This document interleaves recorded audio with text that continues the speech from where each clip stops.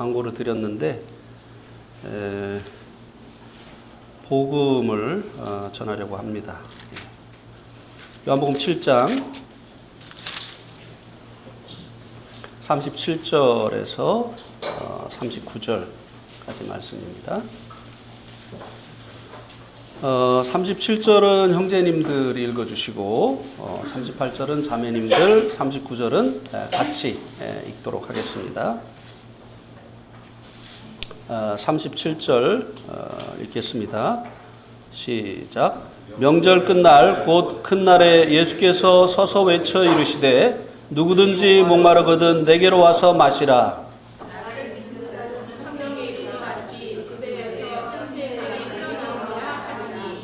이는 그를 믿는 자들이 받을 성령을 가리켜 말씀하신 것이라. 예수께서 아직 영광을 받지 않으셨으므로 성령이 아직 그들에게 계시지 아니하시더라.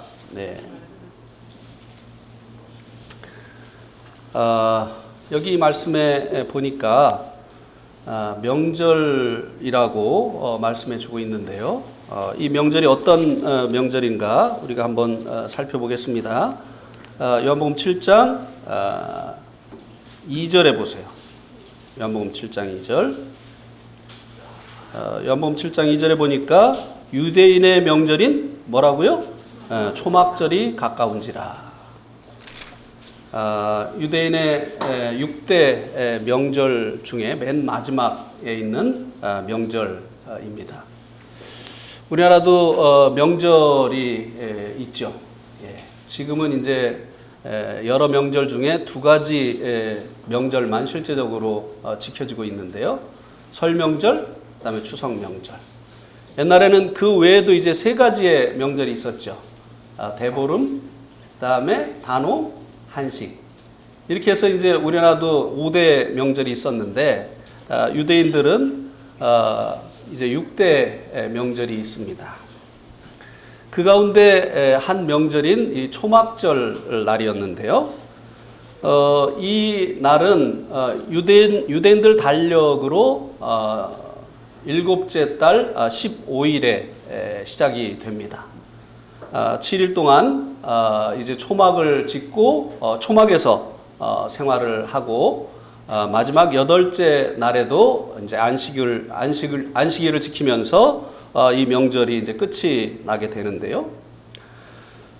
이 명절은 이제 우리나라로 따지면 이제 추석 경인 것 같아요. 우리가 이제 두 번째 이 이스라엘에 갔을 때 추석 연휴를 껴서 갔었는데 그때가 이제 이 초막절이었습니다. 그때 고영님도 같이 가셨죠? 예. 그래서 그 키푸츠의 한 그 집에서 우리가 이제 묵었는데 거기에 이제 초막을 이렇게 저어놓고 이 초막절 행사를 하는 것을 보았습니다. 이스라엘 말로는 이제 수콧이라고 하는데 우리나라로 따지면 그 추수하고 난 후에 감사제를 하는 추석과 같은 그런 명절이에요. 그리고 이제 이 명절에는 이스라엘 백성들이 광야에서 이제 그 초막을 짓고 지낸 이 일을 이제 그 기억하게 하기 위해서 초막을 짓고 이제 밖에서 지내는 이런 명절이기도 합니다. 그 명절 중에 이제 행하는 행사가 이제 하나가 있는데요. 이 수콧이라고 하는 이 초막절 명절을 기점으로 해서 이스라엘이 이제 우기가 시작이 돼요. 그래서 이제 이 수콧이라고 하는 이 초막절이 시작되기 전에는 이스라엘이나 이 중동 지역이 온전히 그 황토색입니다. 초록색을 보기가 힘들어요. 그런데 이제 이 수콧이라고 하는 명절이 지나면서 이제 비가 내리기 시작하고 그래서 이제 초록색으로 변하기 시작을 합니다. 그래서 이 이제 초막절 중에 이제 실로암 못에서 물을 떠다가 제단 앞에 부면서 하나님 앞에 올해도 농사가 잘 될 수 있도록 비를 내려주십시오 하는 기우제 비슷한 이런 행사를 행하게 됩니다. 이것을 주님께서 이제 염두에 두셨던 것 같습니다. 그래서 이 명절 끝날 큰날에 예수님께서 서서 외치셨습니다. 누구든지 목마르거든 내게로 와서 마셔라. 이제 사람의 이 목마름, 이것은 이제 물로 해결이 되어지죠. 근데 예수님께서 지금 이제 영적인 그 목마름에 대해서 말씀을 하고 계신 것입니다. 이 영적인 목마름을 해결해 주는 것은 바로 주님 자신이다라고 이렇게 말씀을 해주고 있습니다. 이 영적인 목마름이 왜 사람에게 찾아왔을까요? 물론 이제 물이 없기 때문에 목마름이 찾아왔죠. 그러면 예레미야 2장 13절 말씀을 한번 보시겠습니다. 예레미야 2장 13절. 예레미야 2장 13절.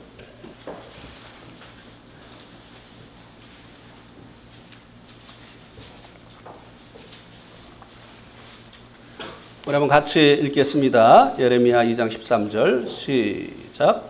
내 백성이 두 가지 악을 행하였나니 곧 그들이 생수에 근원되는 나를 버린 것과 스스로 웅덩이를 판 것인데 그것은 그물을 가두지 못할 터진 웅덩이들이니라.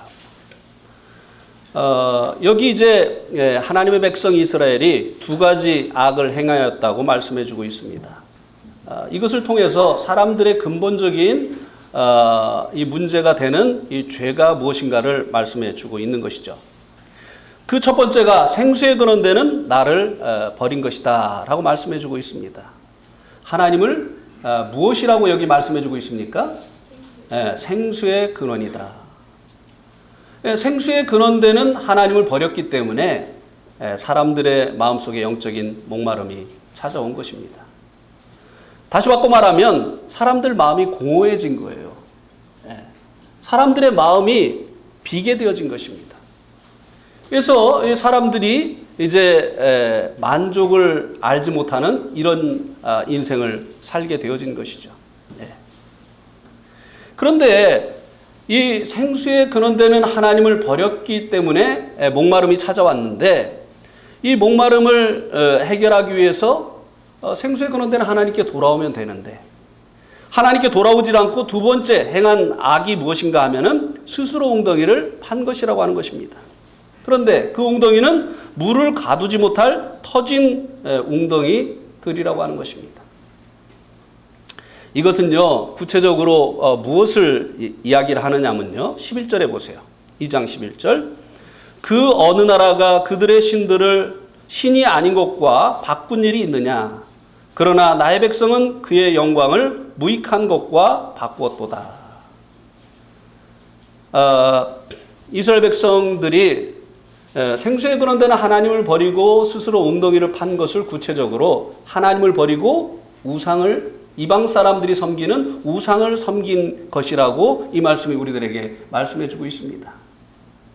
특별히 이스라엘 백성들이 이제 그 자기 나라 위에 있는 이 두로와 시돈, 나라는 조그만데요 자기들보다 더 나라가 강성하고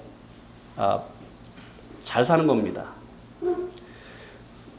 이 두로와 시돈은 역사적으로 페니키아로 알려진 나라입니다. 페니키아의 상인들이라고 하는 책을 보신 분도 계실지 모르겠습니다. 나라는 조그만 나라인데 지정학적으로 아주 그 교역하기에 좋은 위치를 해 있죠. 동서양을 연결하는 그 위치에 있기 때문에 해상 무역을 통해서 아주 그 부한 나라를 건설하게 되어진 것이에요. 또 많은 이 부를 통해서 용병들을 통해서 그 지중해 연안에 많은 섬나라를 정복을 해서 많은 식민지를 두게 된 것이죠. 그래서 이스라엘이 생각할 때 우리가 섬기는 여호와 하나님보다 저들이 섬기는 바알신이 더 복을 많이 주나 보다. 이렇게 생각하고 하나님을 버리고 그 바알을 섬긴 것을 말씀해 주고 있는 것입니다. 생수에 거는 데는 나를 버린 것과 스스로 웅덩이를 판 것이라고 하는 구체적인 내용이 바로 그것이라고 하는 것입니다. 우리 인생도 하나님께로 지음을 받았기 때문에 우리를 지으신 하나님을 섬겨야 되는 것이 마땅하죠. 그런데 지으신 하나님이 아니라 사람들이 원하는 것을 이제 우상으로 만들어 놓고 그것을 하나님으로 섬기는 것이 하나님의 진노를 부르는 죄악이다라고 말씀을 해주고 있습니다. 다산의 신을 원하는 사람들은 또 그 신이 자녀를 많이 주는 그런 신의 모양으로 만들어 놓고 그것을 신으로 섬기죠. 풍요의 신을 원하는 사람들은 또 그런 모양으로 우상을 만들어 놓고 그 신을 섬기는 것이죠. 결국은요, 탐심은 우상숭배라고 하지 않았습니까? 골로새서 3장 5절에 이 우상이라고 하는 것은요, 사람의 욕심의 화신입니다. 사람이 원하는 것을 신으로 만들어 놓고 사람들이 그것에게 자기들이 원하는 것을 달라고 하는 것이죠. 그래서 골로새서 3장 5절에 탐심이 곧 우상 숭배다라고 말씀을 해주고 있습니다. 오늘날에는 비록 이 유대인들처럼 사람들이 우상을 섬기지는 않습니다. 물론 아직까지도 이제 섬기는 나라와 또 백성들이 있죠. 네팔 같은 나라는 이제 3억 3천 개의 이제 신이 있는데, 뭐 일본도 뭐 700만 개 뭐 신이 이제 있다고 하고, 이렇게 이제 우상을 섬기는 이런 사람들이 있긴 하지만 현대인들은 우상 앞에 복을 비는 일은 어리석은 일이라고 생각을 하고 우상 숭배를 하지 않습니다. 그러나 다 탐심의 종이 되어 있죠. 탐심이 자기의 우상이 되어서 그것을 위해서 살고 그것에게 자기의 생을 드리면서 살고 있지 않느냐고 하는 것이에요. 그래서 사람들이 하나님이 없음으로 인해서 이제 빈 이 마음을요, 다른 것으로 채우려고 한다는 것입니다. 그것을 이제 스스로 웅덩이를 판 것이라고 말씀해 주고 있습니다. 사람들이 생각할 때 자기 마음이 만족하지 못한 이유가 돈 때문이라고 생각을 합니다. 대부분의 사람들이 그렇게 생각을 하죠. 내가 지금 너무나 가난하기 때문에 내 인생이 행복하지 않다라고 생각을 하고요. 돈을 많이 벌면 그와 더불어서 이제 만족과 행복이 찾아올 것이라고 생각하고 평생을 돈에게 바칩니다. 그리고 돈을 위해서 살아가지요. 그래서 오늘날 사람들이 이제 배금을 한다. 무엇입니까? 재물에 절을 한다는 것이죠. 그러니까 이 탐심이 우상숭배라고 하는 이 말이 맞습니다. 돈을 위해서 뭐든지 하잖아요.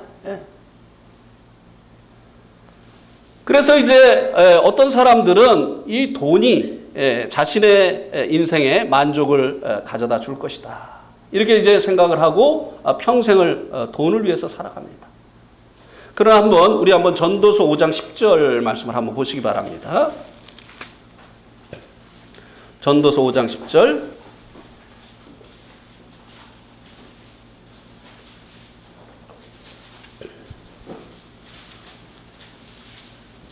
우리 한번 같이 읽겠습니다. 시작. 은을 사랑하는 자는 은으로 만족하지 못하고 풍요를 사랑하는 자는 소득으로 만족하지 아니하나니 이것도 헛되도다. 이것은요, 누구보다 은근 보화를 많이 소유해 보았던 솔로몬 왕의 고백입니다. 그냥 그렇다는 얘기가 아니에요. 자기가 경험해 보니까 실제적으로 그렇다는 것입니다. 은을 사랑하는 자가 은으로 만족하지 못한다고 했어요. 이 당시에 이제 화폐 단위가 은이었기 때문에 이제 돈을 사랑하는 자가 돈으로 만족하지 못한다고 다시 번역을 할 수가 있습니다.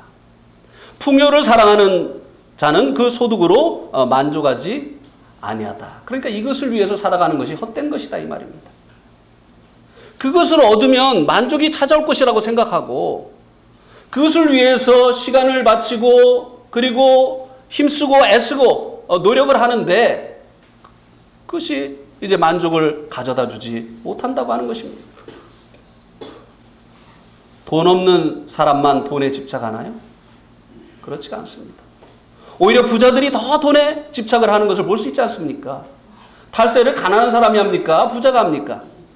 예, 가난한 사람은 탈세도 안 해요. 근데 그렇게 돈이 많은 사람들이 탈세하잖아요. 돈에 너무나 집착을 해요. 왜요? 그 돈을 사랑하는 사람이 돈으로 만족하지 못하기 때문이에요. 끝이 없어요. 평생을 돈을 위해서 자기 인생을 바치지만 돈은요, 그 사람 마음을 채워주지 못한다고 하는 것입니다. 스스로 웅덩이를 파는데 이것은 터진 웅덩이라 물을 저축지 못한다고 하는 말씀의 의미가 바로 그것입니다.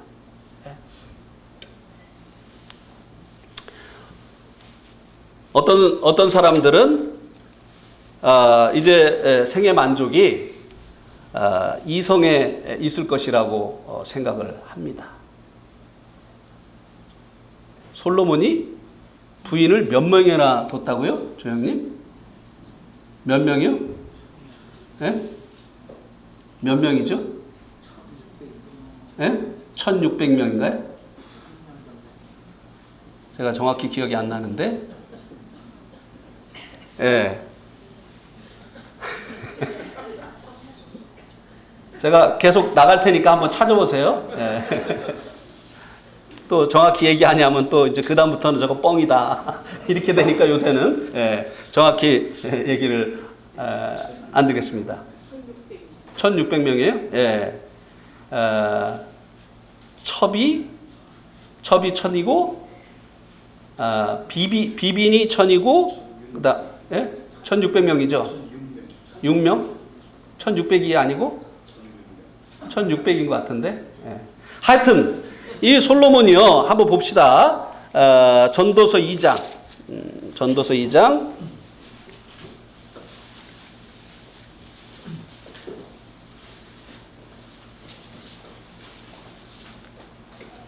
8절에 보세요. 전도서 2장 8절. 은, 금과 왕들이 소유한 보배와 여러 지방의 보배를 나를 위하여 쌓고 또 노래하는 남녀들과 인생들이 기뻐하는 뭐를 많이 두었다고요? 처첩들을 많이 두었노라. 그런데 이제 그가 이제 이런 것들을 통해서 참된 그 만족이 무엇인가, 즐거움이 무엇인가를 이제 알기를 원했죠. 그런데 그가 내린 결론이 무엇인가 보세요. 2절에 보세요. 2장 2절. 내가 웃음에 관하여 말하여 이르기를 그것이 뭐라고요? 미친 것이라 하였고 희락에 대하여 이르기를 이것이 무슨 소용이 있는가 하였노라. 소용이 없더라는 것입니다. 이런 것들이 자기 인생에 참된 만족과 기쁨을 줄 것이라고 생각하고 추구를 해보았는데 그런데 소용이 없더라는 것입니다. 그리고 웃음을 논해서 미친 것이다 라고 이야기를 했는데 이 말의 의미가 무엇인가 하면요, 세상에 미친 사람 외에는 웃을 일이 없더라고 하는 것입니다. 참된 즐거움과 만족을 주는 일이 없더라고 하는 것입니다. 다 자기가 해봤다는 거야. 예. 술로도 즐거움을 찾아보려고 하고, 그리고 이제 집을 크게 짓고, 그리고 이제 거기에 과수원을 만들고, 그리고 이제 수목을 심고, 또 종들을 많이 두어보고, 처첩을 많이 두어보고, 은근보화를 많이 소유해보고, 그리고 가수들을 통해서 노래를 부르게 하고 춤을 추게 해서 거기서 이제 즐거움을 얻으려고 다 해볼 거 해봤는데 참된 만족을 주는 것이 없더라고 하는 것입니다.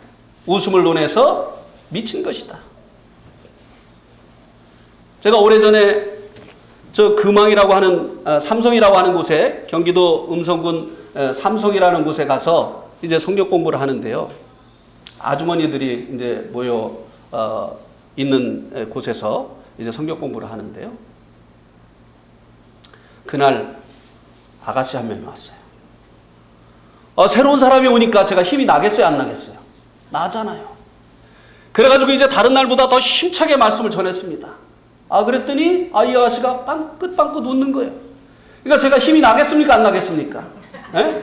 말씀을 들을 때 빵긋빵긋 웃는 것과 하고 있는 것과 말씀을 전할 때 차이가 있어요, 없어요? 예. 말씀을 전할 때 막 빵긋빵긋 웃으면요, 힘이 납니다. 여러분들 앞에 와서 한번 말씀 전해보세요. 인상 팍팍 쓰고 있으면요, 정말 말씀 전한 맛 안 나요. 예. 그런데 그냥 빵긋빵긋 웃는데 막 힘이 나는 거예요. 그래가지고 더 힘이 나가지고 말씀을 막 힘있게 막 더 전했습니다. 말씀이 끝나고 나서 그 자매님에게 저 아가씨 누구냐고 하니까 약간 신혜저 자매 집에서 약간 이렇게 해야 됐다는. 왜 웃은 거예요? 제가 전하는 말씀이 좋아서 웃은 거예요? 저는 그렇게 착각을 했어요. 제가 말씀을 잘 전하니까 막 말씀이 은혜가 되나 보다. 그래가지고 웃나 보다 그랬는데 정신이 약간 이상해가지고 웃은 거예요. 웃음을 논해서 뭐라고요? 미친 것이다. 세상에 미친 사람 외에는 웃을 일이 없더라고 하는 것입니다. 자기가 다 해봤는데 스스로 엉덩이를 판 것인데 그것은 터진 엉덩이라고 하는 것입니다. 좋은 것을 들어보고 좋은 것을 봐보고 해도 그것이 그때뿐이고 계속해서 더 좋은 것을 요구하게 될 뿐이라고 하는 것입니다. 신혼집 시작할 때 대부분 이제 단칸 새방에서 시작들 했잖아요. 그러다 전세방 얻었을 때 얼마나 좋았습니까? 그죠? 이제는 달달이 월세 안 내도 된다. 근데 또 이 전셋집은요, 주인이 한꺼번에 올려달라고 해요.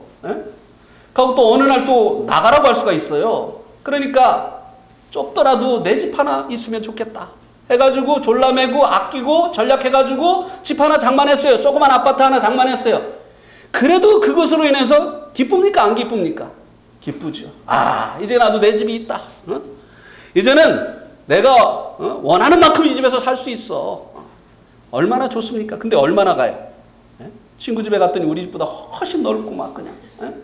그래요. 그러니까 또 더 이제 넓은 집으로 가려고 노력하고 애쓰게 되죠. 그죠? 평생 아파트 평수 늘리다가 인생 끝나는 사람들 많습니다. 그래요, 안 그래요? 평생 아파트 평수 늘리다가 인생 끝나는 사람들 많아요.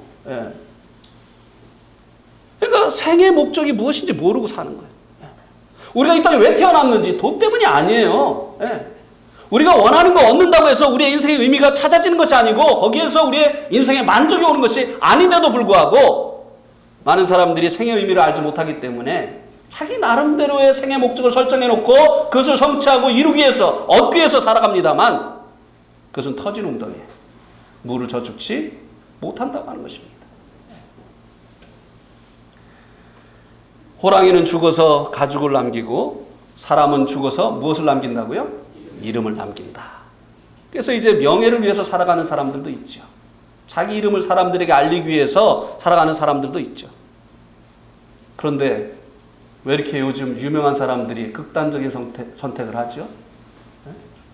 툭 하면 이제 뉴스에 나와요. 누가 우리가 알만한 사람이 아주 유명한 사람이 그 이름을 이제 한국 땅에 널리 알린 이 유명한 사람들이 어느 날 극단적인 선택을 합니다. 도대체 이유가 뭐죠? 유명해지면 만족할 줄 알았는데 그렇지가 못하는 거예요. 여러분 그런 얘기 들어보셨습니까? 연극이 끝난 후에 그 배우의 마음에 밀려오는 그 공허함이라고 하는 얘기 들어보셨어요? 연극을 할 때 관객들이 자기를 향해서 박수를 치는데 연극이 끝나고 관객들이 다 돌아간 그 무대에 서 있을 때 그 밀려오는 그 공허함, 그것은 감당할 수가 없다고 하는 것입니다. 유명해지면 삶의 만족이 오는 것이 아니에요. 사람들이 나를 알아주고 나를 향해서 박수치면 거기로부터 삶의 기쁨과 만족이 오는 것이 아니라고 하는 것입니다.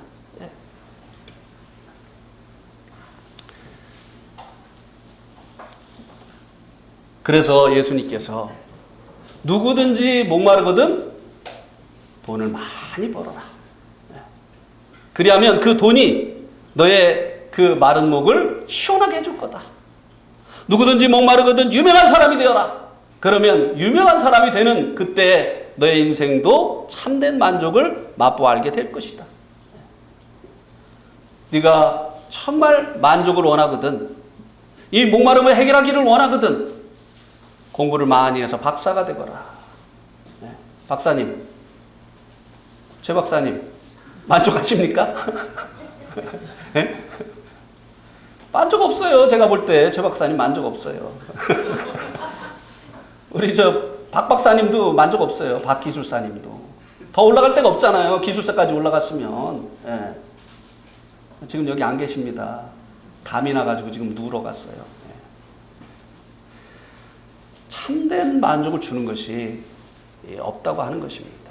예. 그래서 예수님께서 누구든지 목마르거든 어떻게 하라고요? 내게로 오라고 했습니다. 내게로 오라고 했어요. 예수님에게 오라고 하신 이 말씀의 의미가 뭔가 하면요. 우리 한번 마태복음 4장 17절 말씀을 한번 보겠습니다. 마태복음 4장 17절.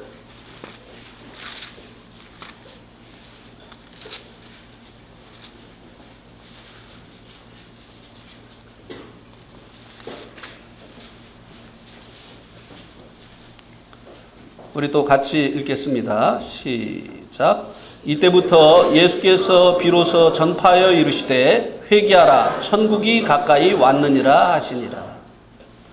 예수님께서 최초로 외치신 말씀이 바로 이것입니다. 뭐라고요? 회개하라 천국이 가까이 왔느니라. 예. 이 회개라고 하는 이 말이요, 헬라어로 메타노이아인데요, 가던 길에서 돌이켜서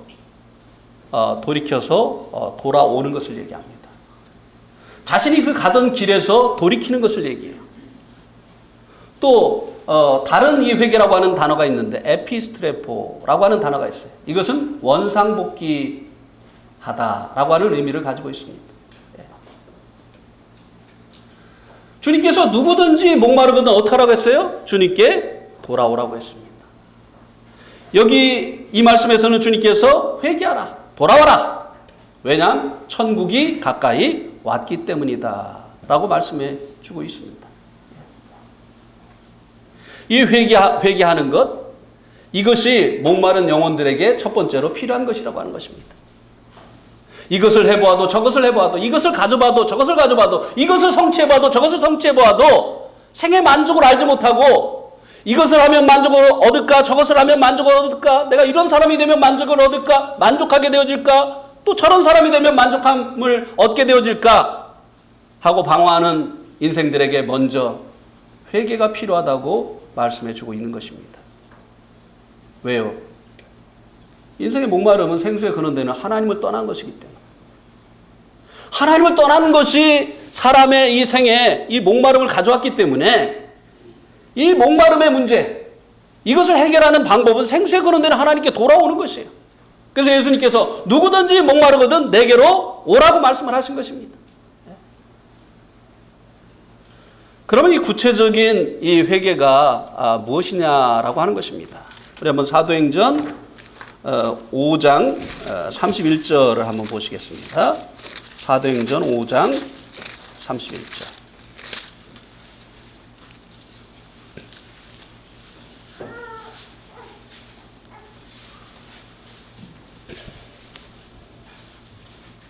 사도행전 5장 31절 또 같이 읽겠습니다. 시작. 이스라엘에게 회개함과 죄사함을 주시려고 그를 오른손으로 높이사 임금과 구주로 삼으셨느니라. 이스라엘은 이제 인류의 대표였죠. 그러니까 우리에게도 해당이 되는 말씀이에요. 이스라엘에게 회개함과 죄사함을 주시려고 그를 예수님을 오른손으로 높이사 무엇과 무엇이 되게 하셨다고요? 임금과 구주로 삼으셨느니라. 자, 이 회개는 임금과 구주 중에 예수님의 이 두 가지 직분 중에 무엇과 관련이 있습니까? 회개는 임금. 그 다음에 죄사함은 임금과 구주 이 직분 중에 무엇과 관련이 있습니까? 구주. 네. 구주이시기 때문에 주님께서 우리를 구속하셨잖아요. 네. 자, 7장 사도행전 7장 35절을 또 보시기 바랍니다.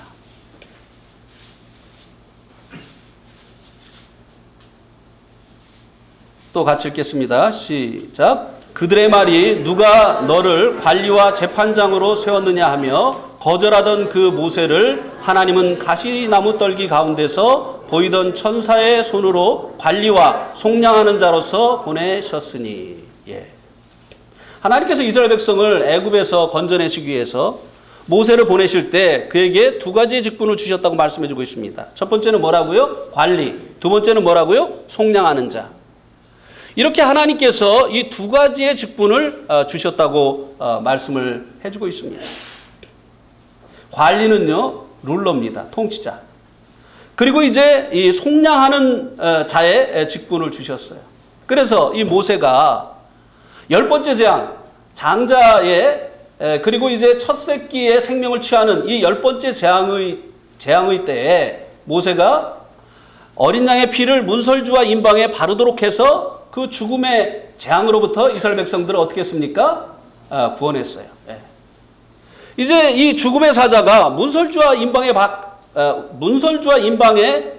그 발라진 어린 양의 피를 보고 죽음의 사자가 어떻게 했어요? 넘어갔어요. 패스오버. 그래서 이 유월절을 영어로 패스오버라고 합니다. 넘어갔어요. 이 피가 그 안에 있는 사람들을 처단하기 위해서 안으로 들어오지 못하게 하고 죽음의 사자가 넘어가도록 했다고 하는 것입니다. 모세는 속량자로서 하나님께 보내심을 받았기 때문에 어린 양의 피로 이스라엘 백성들을 속량을 했어요. 그런데 그가 이제 통치자의 또한 직분을 가지고 갔다고 하는 것입니다. 그들이 죽음을 면했는데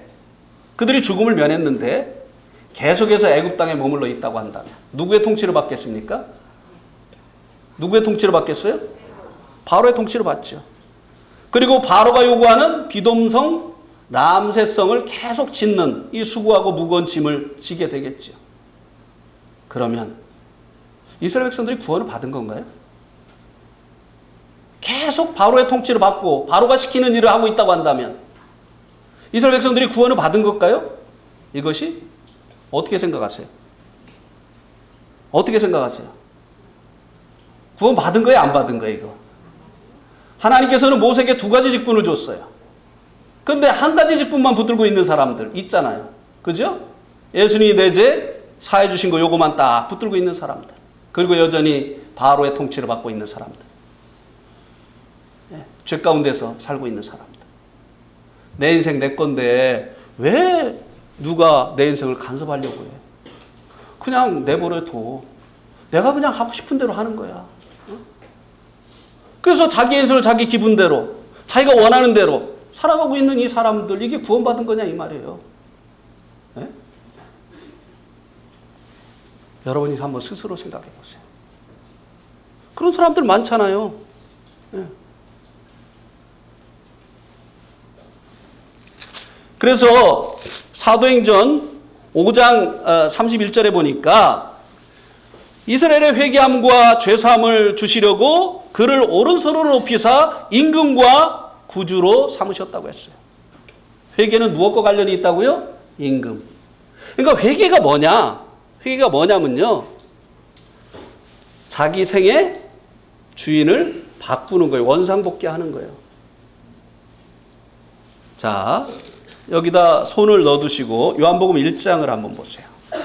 요한복음 1장.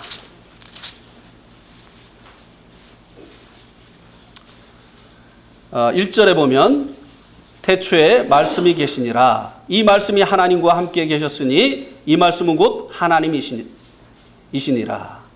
그가 태초에 하나님과 함께 계셨고 만물이 그로 말미암아 지은 바 되었으니 지은 것이 하나도 그가 없이는 된 것이 없느니라. 누구에 의해서 이 만물이 지은 바 되어졌다고 여기 말씀해 주고 있습니까? 예, 이 요한복음은요, 예수님의 신성을 증거하기 위해서 쓰여진 책입니다. 그래서 마태복음, 누가복음에는 예수님의 족보가 나오죠. 그런데 요한복음에는 예수님의 인자로서의 족보가 나옵니까? 안 나옵니까? 안 나와요. 왜 이 예수님의 족보가 안 나오죠? 이 요한복음은 예수님의 신성을 증거하기 위해서 쓰여졌기 때문이에요. 그래서 그분이 이제 인자로서 이 땅에 몸을 가지고 오시기 전에 그분은 태초부터 계셨다는 것이에요. 그리고 그분이 이제 말씀으로서 하나님과 함께 계셨는데 그분이 하나님이신데 모든 만물이 그분으로 인해서 지어졌다고 하는 것입니다. 하나님이 빛이 있으라 말씀하시니까 그 말씀에 의해서 어떻게 됐어요? 빛이 있게 됐잖아요.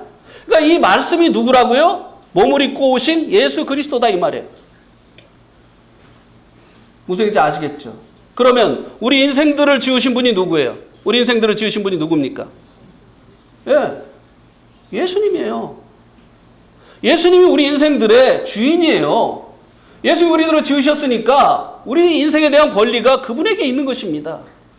그런데도 우리들은 우리 인생이 우리 것처럼 생각하고 매일 우리가 원하는 대로 살았잖아요. 예? 그러니까 회개가 뭐냐면은 원상복귀 하는 거예요. 원래 우리 인생에 권리를 가지고 계신 그분에게 우리의 생에 대한 권리를 내어주는 것이 바로 이 회개라고 하는 것입니다. 그냥 하나님 내가 이런 죄 졌습니다. 저런 죄 졌습니다. 이 낱낱이 고하는 게 회개가 아니에요. 회개는 내가 피조물인 사실을 깨닫고 내 인생에 대한 권리가 내게 있지 않다고 하는 사실을 깨닫고 생에 대한 권리를 그분에게 내어주는 거예요. 그분이 내 임금이 된다고 하는 의미가 바로 그것이잖아요. 그죠? 네. 임금이라고 하는 이 말을 옛날에 뭐라고 불렀느냐면 주군이라고 불렀어요. 주군. 주군은 주인의 높임말이에요. 예. 예. 그래서 이제 임금이 있는 나라는요. 모든 것이 다 임금의 것입니다. 네팔도 옛날에 임금이 있었는데요. 네팔의 정식 명칭이 뭐였느냐면 로열 네팔이었어요. 로열이 뭐냐면은 왕의 네팔. 그리고 정부기관이 다 로열이에요. 예. 심지어는 이 비행기 회사 이름까지도 로열 네팔이에요. 왕 거예요, 다. 왕 거. 그 가난한 나라의 이 왕이요, 세계에서 10번째로 부자였다니까요. 왜? 다 로열이니까. 다 왕 거니까. 예. 이 왕이라고 하는 이 말의 의미는요, 그분에게 우리들에 대한 권리가 있다고 하는 것입니다. 무슨 얘기인지 아시겠죠? 예? 이해가 가십니까? 예. 그래서 이 회개라고 하는 것은요, 하나님 내가 이거 잘못했습니다. 저거 잘못했습니다. 이렇게 하나님께 고하는 게 이게 회개가 아니에요.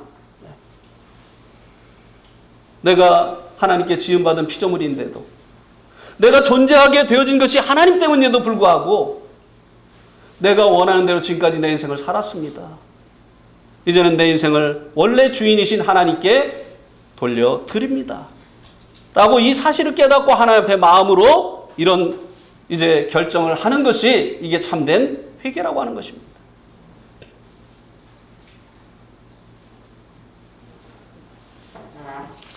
자, 누가복음 한번 6장을 보시기 바랍니다. 회개가 되면 어떤 그 일들이 일어나게 되는가? 누가복음 6장.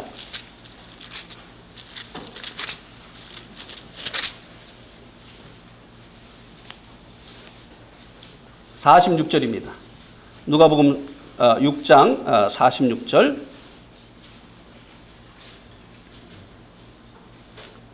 자, 여기 보니까 너희는 나를 불러 주여 주여 하면서도 어찌하여 내가 말하는 것을 행하지 아니하느냐.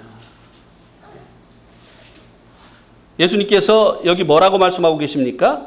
너희는 나를 불러 주여 주여 하면서도 어찌하여 내 말하는 것을 행하지 아니하느냐. 그러면은 이들이 예수님을 주님이라고 부르는 것이 그냥 입술의 고백뿐이라고 하는 것입니까? 아니면 그들의 고백이 진실하다고 지금 말씀을 하시고 계신 것입니까? 입술의 고백뿐이라는 거. 왜요? 네가 주인이라 내가 너희의 정말 네가 입으로 고백한 것처럼 주인이라면 내가 하는 말을 지켜야 될 거 아니냐. 근데 주여 주여 하면서도 주님이 하시는 말씀은 행하지 않는 거예요. 그러면서 주님께서 드신 예화가 무엇입니까? 47절부터 보세요.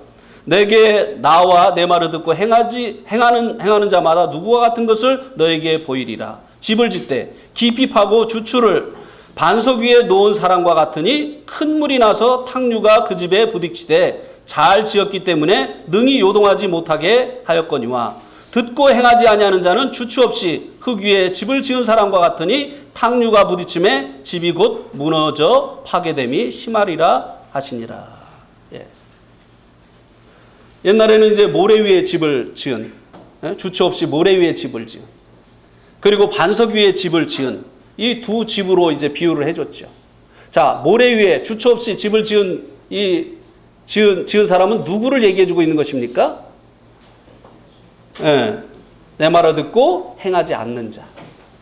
그리고 반석 위에 집을 지은 사람은 누굽니까? 주님의 말씀 듣고 행하는 자. 이 참된 믿음은요, 이 참된 회개가 되어진 이 같은 사람들은요, 그 열매가 어떻게 나타나느냐면 주님의 말씀에 순종하는 것으로 그 열매가 나타나게 되어 있다고 하는 것입니다. 주님께서 뭐라고 하셨습니까? 나무는 그 열매를 통해서 알 수 있다. 좋은 나무에서 나쁜 열매가 맺을 수 없고 나쁜 나무에서 좋은 열매가 맺을 수가 없다. 그러니까 이 주님의 이 말씀과 이제 구원을 받았다고 얘기하는데요, 주님의 말씀과 아무런 상관이 없는 삶을 살아요. 이런 사람들의 문제가 무엇일까요? 이런 사람들의 문제가 무엇일까요? 예? 예, 회개가 안 된 거예요. 회개하라, 천국이 가까웠느니라. 회개가 안 된 거예요. 아직도 자기 인생의 주권을 자기가 가지고 있는 거예요. 그래서요, 하나님의 말씀도요, 쓰면 뱉고 달면 삼키고, 자기 생각하고 똑같으면 아멘, 자기 생각하고 하나님 말씀이라 할지라도 다르면 한 귀로 듣고 어떻게 해요? 한 귀로 흘려버려요. 그렇습니까? 안 그렇습니까? 근데 이 하나님의 이 회개가 되어진 이 하나님의 자녀들이 특징이 뭔가 하면요, 하나님의 말씀을 경외하는 거예요. 하나님 경외하기 때문에 하나님의 말씀을 경외하는 것이에요. 그래서 항상 하나님의 뜻인가 아닌가 이것을 이제 살피는 거죠. 그래서 하나님의 말씀이면 아멘, 하나님의 말씀이면 아닌 것이에요. 그래서 이 회개가 되어진 이 열매가 바로 이 하나님의 말씀에 순종하는 것으로 나타나게 되어진다고 하는 것입니다. 왜냐하면 이제는 주인이 바뀌었기 때문에. 그러니까 이 죄가 무엇이냐? 죄를 회개하는 거잖아요. 그럼 이 죄가 무엇이냐? 우리 한번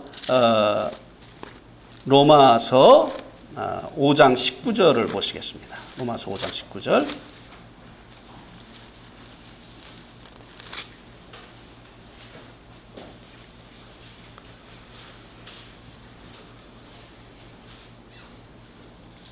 이 순종은요, 회개의 열매예요. 회개의 조건이 아닙니다. 우리가 순종하면 회개가 되어진 것이고 순종 안 하면 회개가 안 되어진 것이다 이 얘기하는 게 아니에요. 회개는 주인을 바꾸는 것이에요. 근데 주인을 바꿨다고 하는 이것을 입증해 주는 열매가 무엇이냐? 순종이다 이 말이에요. 이걸 거꾸로 하면은 이제 문제가 생기는 거예요. 자, 로마서 5장 19절 같이 한번 읽겠습니다. 시작. 한 사람이 순종하지 아니함으로 많은 사람이 죄인 된 것 같이 한 사람이 순종하심으로 많은 사람이 의인이 되리라. 예. 여기 보니까 한 사람이 순종하지 아니함으로 많은 사람이 뭐가 됐다고요? 죄인이 됐다. 예, 죄인이 됐다. 그러면은 여기에 순종하지 아니한 한 사람은 누구를 얘기하죠? 예, 첫사람 아담을 얘기하죠. 아담이 지은 죄가 우리에게 이제 태어날 때 이제 유전되는 거 아닙니까? 그러면 이 아담이 지은 죄가 여기 무엇이라고 말씀해 주고 있습니까? 이 죄가 불순종. 이 불순종이 죄예요. 하나님께 대해서 불순종하는 거.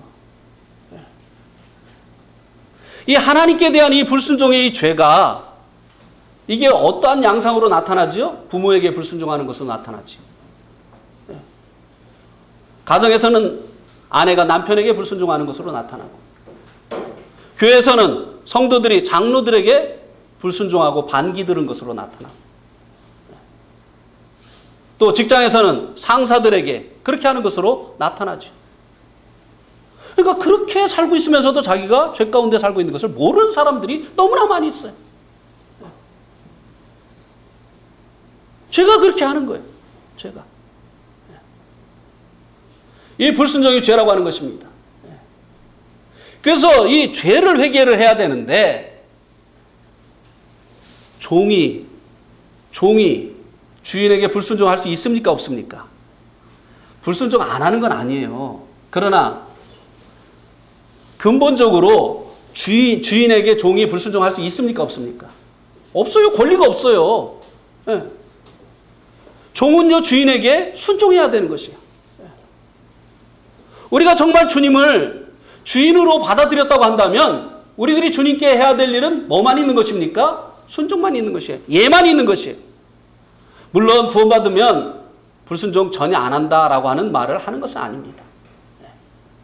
우리의 마음 중심이 그렇게 변화가 되어진다는 것이에요. 저항하고 반항하고 왜 내 인생 간섭하느냐고 하고 나도 하고 싶은 게 있는데 내 인생 내어주면은 내 인생 끝나는 거 아니냐고 하고 이거는요 회개가 안 된 거예요.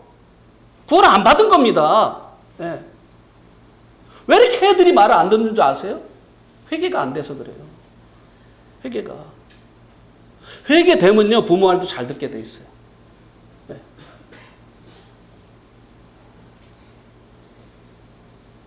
왜 이렇게 트러블을 일으키고 문제아로 여기저기서 나타나는 줄 아세요? 회개가 안 돼서 그래요. 회개가 자기 고집대로 하려고 하기 때문에.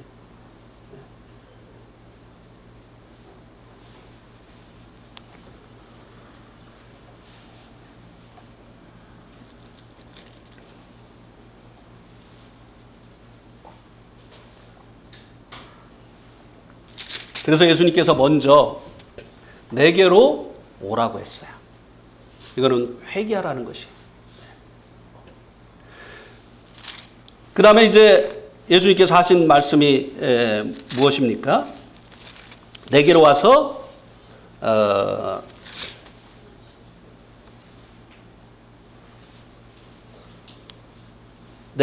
그 다음에 뭐라고 했습니까? 마시라고 했죠. 마시라고 했어요. 이 마시는 방법이 뭔가를 이제 38절에서 얘기해 주고 있죠. 나를 믿는 자는. 회개와 그 다음에 뭐예요? 이 영적인 목마름을 해결하는 방법이 회개와 그 다음에 뭐예요? 믿음이에요. 믿음. 네. 회개가 되고 그 다음에 주님을 믿어야 되는 거야. 주님을 믿어야 되는 거야. 네. 나를 믿는 자는 성경의 이름과 같이 그 배에서 생수강이 흘러나오리라 하시니 이는 그를 믿는 자가 받을 성령을 가리켜 말씀하신 것이라. 회개하고 주님을 믿게 되어질 때 구원을 받게 되어지는 거죠. 그 목마름으로부터 구원을 받게 되어지는 것이죠. 그럼 목마름으로부터 구원을 받게 되어지면 그 사람은 더 이상 목이 마른 상태에 있는 겁니까? 아니면 그 반대의 상태에 있는 겁니까? 네. 구원을 받았다고 하는데 여전히 세상에 대한 그 사랑 추구가 끝나지 않았어요. 그렇게 껄떡거려요. 세상에 대해서. 네? 이거 구원 받은 거예요? 안 받은 거예요? 누구든지 목마르거든 내게로 와서 마셔라. 나를 믿는 자는 그 배에서 어떻게 한다고요? 생수강이 흘러나리라고 했는데 아직도 목마르요. 네? 세상에 대해서 그렇게 집착하고 네? 세상에 대한 집착 때문에 주님께 자기의 생을 드리지 못하고 주님 기뻐하시는 삶을 살지 못하는 것이에요. 네. 여전히 목마른 상태에 있어요. 주님을 믿는 자는 그 배에서 생수의 강이 흘러나리라고 말씀을 해주고 있지 않습니까? 네. 그냥 텔레비전에 앉으면 그냥 시간 가는 줄 모르는데 말이죠. 성경은 조금만 보라고 하면 왜 이렇게 그냥 말이 많아요. 네? 나는 화가 나요. 예로 형제가 보내주는 아침에 만나는 너무 길어. 근데 막 핸드폰으로 막 그냥 몇 시간을 보잖아요. 안 그러면서 그렇게 얘기하면 좀 괜찮겠어요. 네? 다른 거는 막 그냥 몇 시간 가는 줄 모르고 보면서 그 아침에 만나 보는데 얼마나 걸립니까? 네? 얼마나 걸려요? 박창수 형제 얼마나 걸려요? 2분. 그건 좀 그랬는데.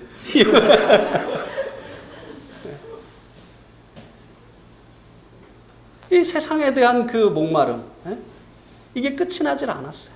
스스로 엉덩이를 파는 이와 같은 일이 끝이 나질 않았어요.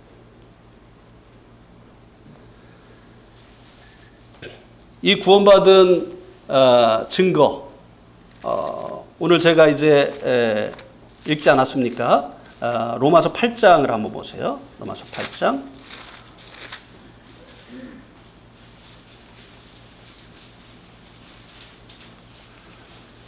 로마서 8장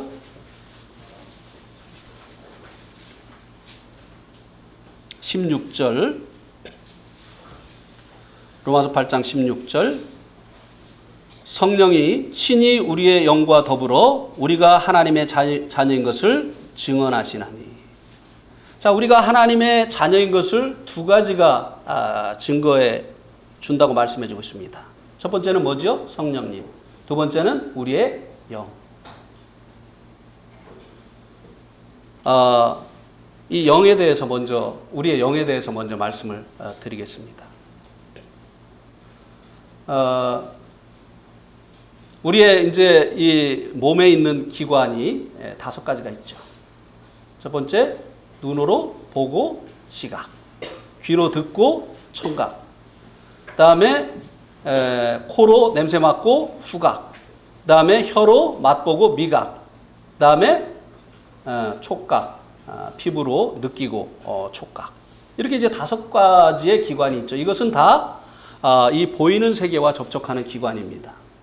근데 하나님께서 이제 우리를 하나님과 더불어 교제하게 하시기 위해서 지으셨기 때문에 하나님과 접촉할 수 있는 기관을 또 지으셨죠. 그게 뭐예요? 영이에요. 영. 그런데 죄와 허물로 죽었던 너희를 살리셨다. 이 죄가 우리의 영을 어떻게 했다고요? 죽게 했어요. 자, 제가 이 코가 있긴 있는데요. 냄새를 못 맡아요. 그러니까 무슨 냄새가 나도요, 저는 몰라요. 뭐 해질러 향이 좋다고 이제 이렇게 얘기들을 하는데 저는 그게 무슨 얘기인지 모릅니다. 그러면은 해질러 향이 없는 게 문제입니까? 제 후각이 상실된 게 문제입니까? 네. 하나님을 인식할 수 있는 영이 죽어가지고 사람들이 하나님이 어디 있냐고 하는 거예요. 네. 그러니까 이 코가 이 기능을 발휘하게 되어질 때 이제 그 냄새를 맡을 수 있게 되어지는 거잖아요. 그래서 죽었던 우리의 영이 살아나게 되어질 때 하나님과 교제할 수 있는 거예요. 하나님에게 예배드릴 수 있는 거예요. 저는 오늘도 영으로 주님 앞에 예배했어요. 주님께서 살리신 그 영으로 주님을 바라보면서 예배했습니다. 내 마음에 들어오는 생각들을 떨쳐버리고 주님께서 그 살리신 영으로 주님을 바라보면서 주님 앞에 예배했어요. 그러면 되는 거예요. 하나님께서 예배하는 자를 찾으시는데 하나님은 영이시니까 우리가 무엇과 무엇으로 예배한다고요? 영과 진리 안에서. 그 영이 하나님께서 살리신 영이에요. 네. 이 영을 통해서 하나님을 자각하고 이 영을 통해서 하나님과 교제하고 이 영을 통해서 하나님을 예배할 수 있게 하는 거예요. 그래서 구원받지 못한 사람들은 하나님 예배할 수가 없어요. 영이 없기 때문에. 코가 그 기능을 상실해버리면 냄새를 맡을 수 없는 것처럼 영이 죽은 사람들은요, 하나님을 하나님 앞에 나와서도 하나님을 느끼지 못해요. 네. 그러니까 떠들고 딴짓하고 이렇게 하는 거예요. 예배 시간이. 지루하고 이렇게 되어지는 거예요. 영이 산 사람들은요, 하나님 앞에 나오면요, 그분을 경외하게 돼 있어요. 방자에 행하지 않죠. 영이 살아서 하나님이 어떤 분인지 알기 때문에. 이것이 이제 우리가 하나님의 자녀가 됐다고 하는 증거죠. 두 번째 증거는 무엇입니까? 성령님이에요. 성령님. 자, 갈라디아서를 한번 보세요. 갈라디아서 4장.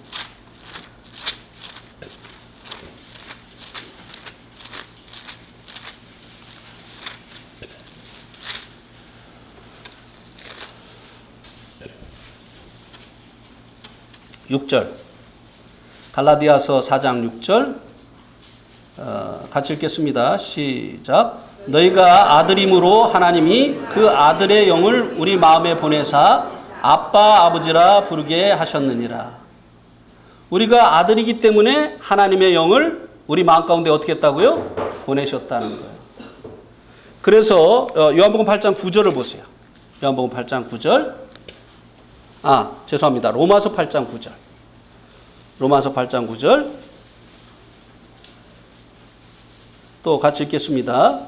시작. 만일 너희 속에 하나님의 영이 거하시면 너희가 육신에 있지 아니하고 영에 있나니 누구든지 그리스도의 영이 없으면 그리스도의 사람이 아니라. 그리스도의 영이 없으면 그리스도의 사람이라고요? 아니라고요? 이 사람이 하나님의 자녀인지 아닌지 분별할 수 있는 방법이 무엇이라고요? 그리스도의 영이 있느냐 없느냐. 하나님의 자녀는 하나님의 자녀이기 때문에 그리스도의 영을 보내신다고 하셨습니다. 그래서 이 성령님이 계신 것이 그 사람이 하나님의 자녀라고 하는 가장 확실한 증거예요. 에베소서 1장 13절에 보면 진리의 말씀 구원의 복음을 듣고 약속의 성령으로 어떻게 했다고요? 인치셨다고 했어요. 옛날에 미국 서부 개척 시대에 카우보이들이 주인이 이 소나 말을 사오면 제일 먼저 하는 일이 있습니다. 그게 뭐죠? 예, 주인의 로고가 있는 그 인을 불에다가 팔갛게 달궈가지고 엉덩이에다가 그 인을 찍는 겁니다. 왜요?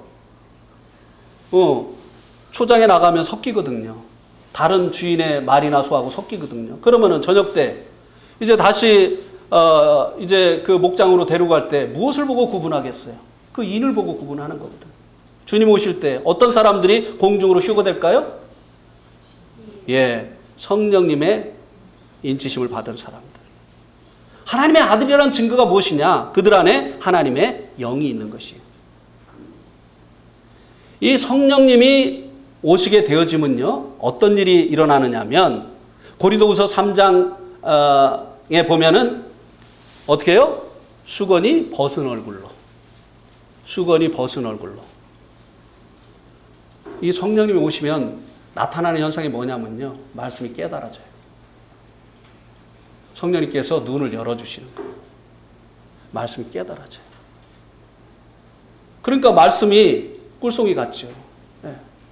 그리고 이 성령님이 오시면요, 성령님이 있는 사람들과 뭐가 돼요? 교통이 돼요. 통해요. 근데 징그럽게 안 통하는 사람들이 있잖아요. 네? 말만 하면 엉뚱한 얘기하고, 네?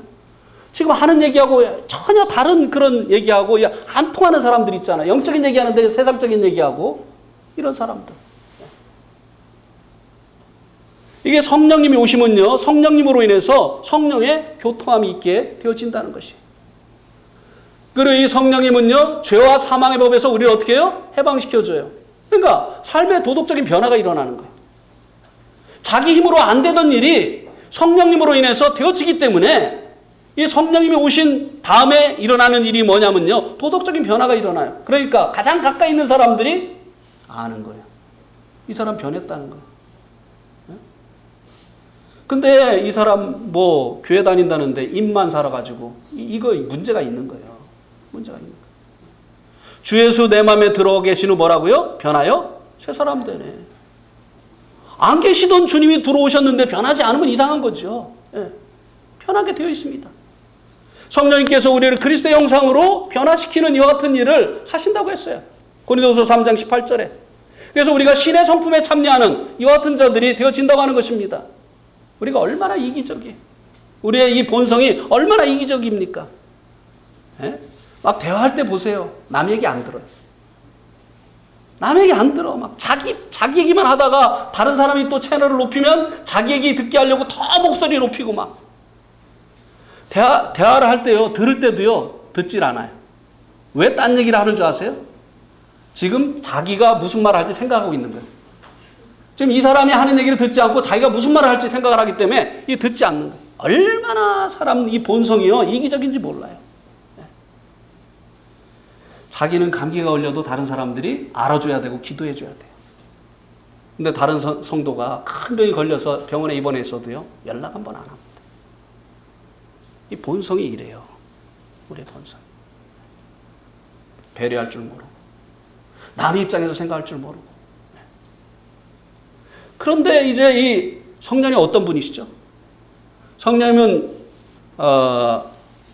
성령님은요, 이 성경이 누구에 의해서 이 성경이 기록됐죠? 성령님의 감동하심으로 기록이 됐죠. 근데 그러니까 이 성경의 저자는 누구예요? 성령님이잖아요. 근데 성령님 얘기가 있습니까? 없습니까? 없어요. 없어. 왜요? 이 요한복음, 또 마태복음, 누가복음, 마가복음 누구를 증거하는 거예요? 예수님. 성령님은요, 이 땅에 예수님 증거하러 왔어요. 성령님 계속해서 예수님을 증거하는 일을 합니다. 이 땅에 어떤 사람이 이제 그 투표를 해가지고 시장이 됐어요. 근데도 전 시장의 이름을 걸고 전 시장의 이름을 위해서 일하는 시장 본 일이 있는 분. 이 사람이 시장이 됐는데 전 시장의 이름을 위해서 일하는 그런 시장 보신 분. 못 봤어요. 제일 먼저 하는 일이 뭡니까? 명패 가로치죠. 그 다음에 누구의 이름을 위해서 일하죠? 자기의 이름을 위해서 일해요. 근데 성령님은요? 누구를 위해서 일하셨다고요? 예수 그리스도를 위해서. 성령이 이름도 없어요. 예수님 이름이라도 가지셨죠. 성령이 이름도 갖지 않으셨어요. 왜요? 자기를 증거하시기 위해서 오신 분이 아니기 때문이요. 그러니까 이런 성령님이 오시면요, 달라진다니까요. 이런 성령님으로 인해서 살아가게 되어지면요, 변화가 일어나요. 안 일어나는 게 이상하죠.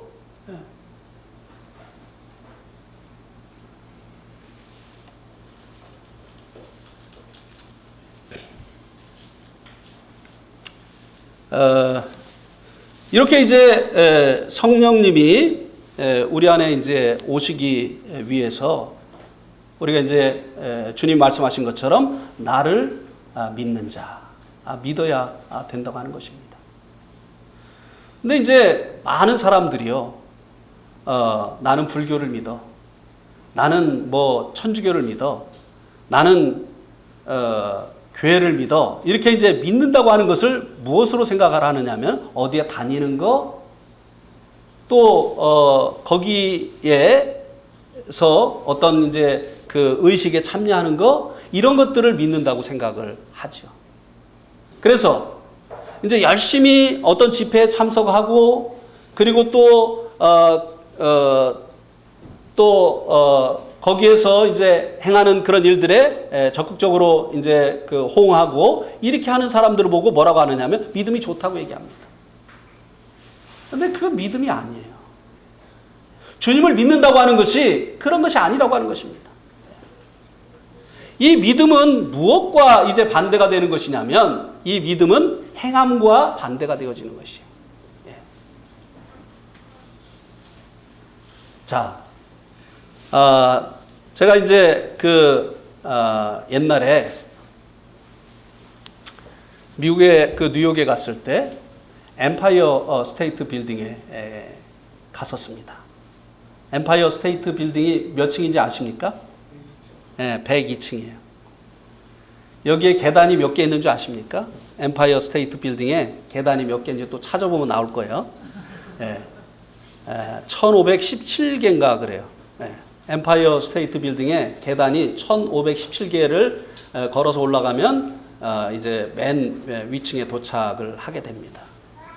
근데 이 엠파이어 스테이트 빌딩에 올라가는 방법이 두 가지가 있어요. 하나는 엘리베이터를 타고. 엘리베이터를 타면 자기가 할 일이, 올라가기 위해서 자기가 할 일이 있습니까? 없습니까? 없어요. 그런데 계단을 통해서 가는 또 길이 있어요. 이거는 자기가 할 일이 있어요? 없어요?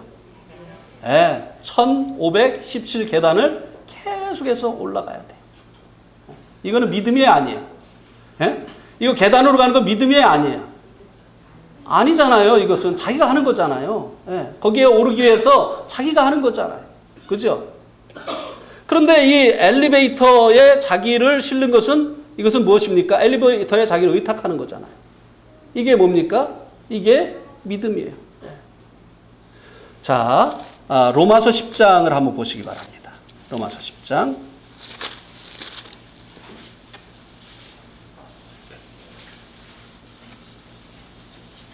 10장 6절.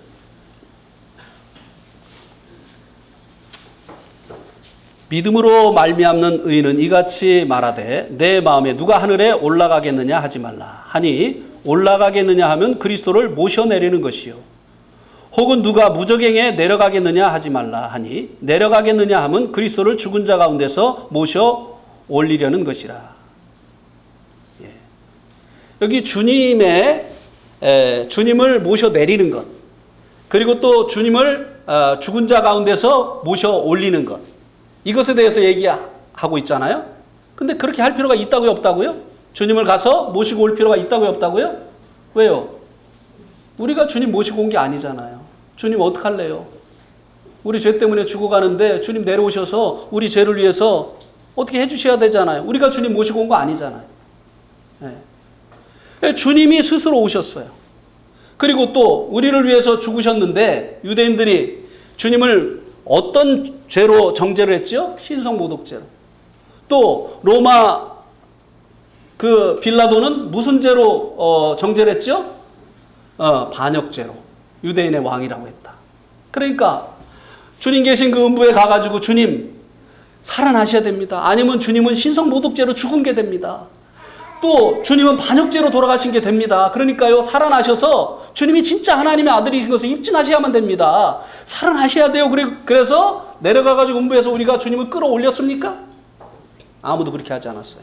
스스로 주님은 성결의 영으로 죽은 자 가운데서 부활하심으로 하나님의 아들이신 것을 선포하셨어요. 입증하셨어요. 우리를 위해서 죽으시고 우리를 위해서 부활하신 주님께서 이 모든 일을 주님께서 스스로 하셨다고 하는 것입니다. 그럼 우리가 할 일이 무엇이냐 이거예요. 자, 8절 보세요. 8절. 그러면 무엇을 말하느냐? 말씀이 내게 가까워 내 입에 있으며 내 마음에 있다 하였으니 곧 우리가 전파하는 믿음의 말씀이니라. 내가 만일 내 입으로 예수를 주로 시인하며 또 하나님을 그를 죽은 자 가운데서 살리신 것을 내 마음에 믿으면 구원을 받으리라. 사람이 마음으로 믿어 의에 이르고 입으로 시인하여 구원에 이르느니라.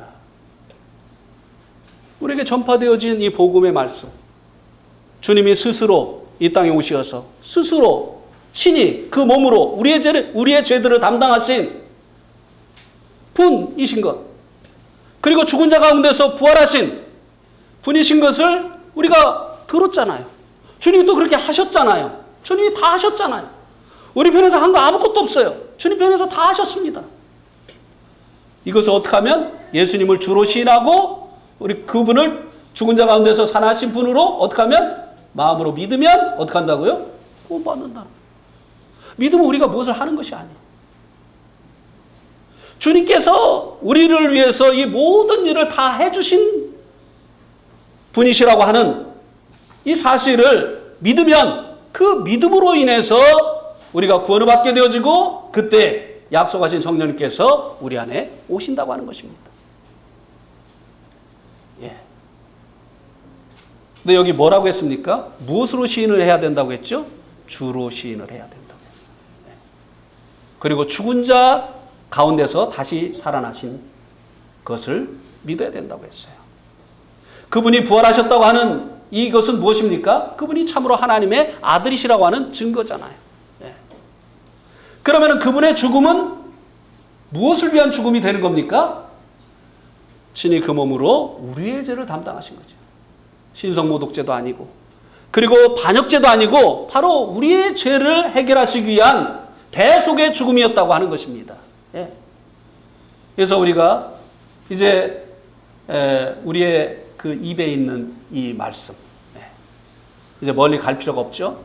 이 말씀을 통해서 우리 주님을 이제 믿게 되어질 때 약속하신 성령으로 이제 우리를 인쳐주시는 거죠. 이게 주님이 영광을 받는 거예요. 물론 요한복음 7장 7장 39절에서 말하는 주님이 아직 영광을 받지 못하셨다고 하는 이 말의 의미는 주님께서 부활하시고 승천하셔서 아버지 보좌 우편에 앉으신 그것을 얘기하는 것이지만 이미 그 일이 이루어졌잖아요. 그런데 우리에게 그분이 정말 하나님의 아들로 인정이 됐느냐고 하는 것이, 그분이 우리의 정말 이 주인이시라고 하는 것이 인정이 됐느냐고 하는 것입니다. 그분의 죽음이 그분의 반역죄가 아니고 그분의 신성모독죄가 아니라 내가 그렇게 눈물로 씻으려고 했었던 그 죄, 내가 그렇게 선행을 통해서 보상하려고 했었던 그 죄 때문이었다고 하는 사실을 믿었냐고 하는 것이에요. 이것을 믿게 되어질 때 주님께서 영광을 받으시는 거죠. 왜요? 그분은 우리의 구원자가 되니까. 그분은 우리의 하나님이 되시니까. 그분은 우리의 주인이 되시니까. 그렇게 되어지게 될 때 이제 우리 안에 약속하신 성령님이 오시게 되어지는 것입니다. 네. 기도하시겠습니다.